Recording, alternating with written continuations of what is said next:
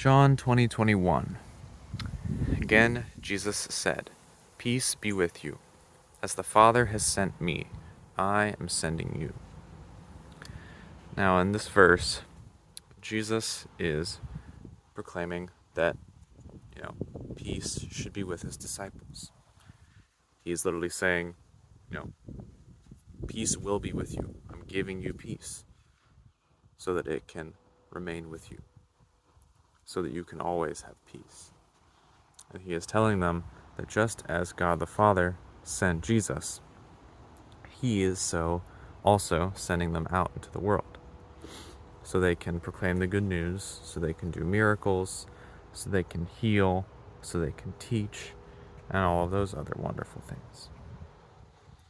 And I think part of the reason why Jesus chose to say peace be with you here is because God did not send Jesus to have a stress-free and problem-free ministry. There were persecutions. He was hated by the religious leaders. He was rejected by many people. He was mocked and ridiculed on a regular basis. The Pharisees constantly questioned him, trying to trick him into saying something that was wrong, trying to trick him into saying something they could use to say that he meant something else than what he really meant. And many, many things like this. Ultimately, he ended up dying on a cross, being beaten, mocked and ridiculed to the point that he was crucified and killed. He was hated so much that they put him on a cross. They made him suffer, suffocate, and die. It was terrible. It was painful. It was horrible.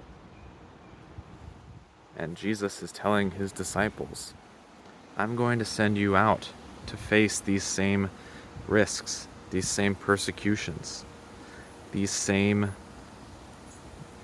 difficulties that I had to face. You're going to go through it. As you're preaching this good word, as you're doing these good things in my name, people are going to oppose you. They're going to hate you. They're going to mock you. They're going to ridicule you and reject you, just like they did with me. But, he says, peace be with you. Because even in the midst of the fact that, yes, there will be intense persecutions at times when you are being a Christian, when you are sharing the good news, the gospel, when you are doing God's work, you can have peace. Because just like how Jesus had peace, knowing that he was doing the Father's will, knowing that he could find contentment in the work that God had given to him, just as he was content with facing all those difficulties because it was God's will, so can we. We can be, what's the word I'm looking for? We can have peace because we know that God is on our side, because God's got it all in his hands. No matter what we face, it is for our good and for God's glory. God will use it to guide us closer to him and to guide other people closer to him. God will use it to glorify his name and to bring people to salvation. There's nothing more wonderful than that.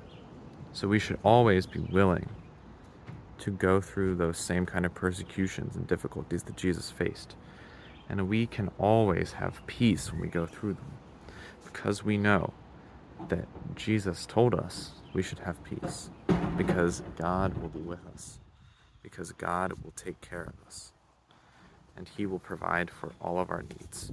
He will help us to get through what we're going through and take care of us whenever we are in need. If you want today to accept Jesus, you want to start living for him, you want to be sent out just as the Father sent Jesus, you can pray, Father, please forgive me of my sin. Help me to repent, turn around, and stop living in my old way, and instead to follow you with all of my heart and give you my whole life.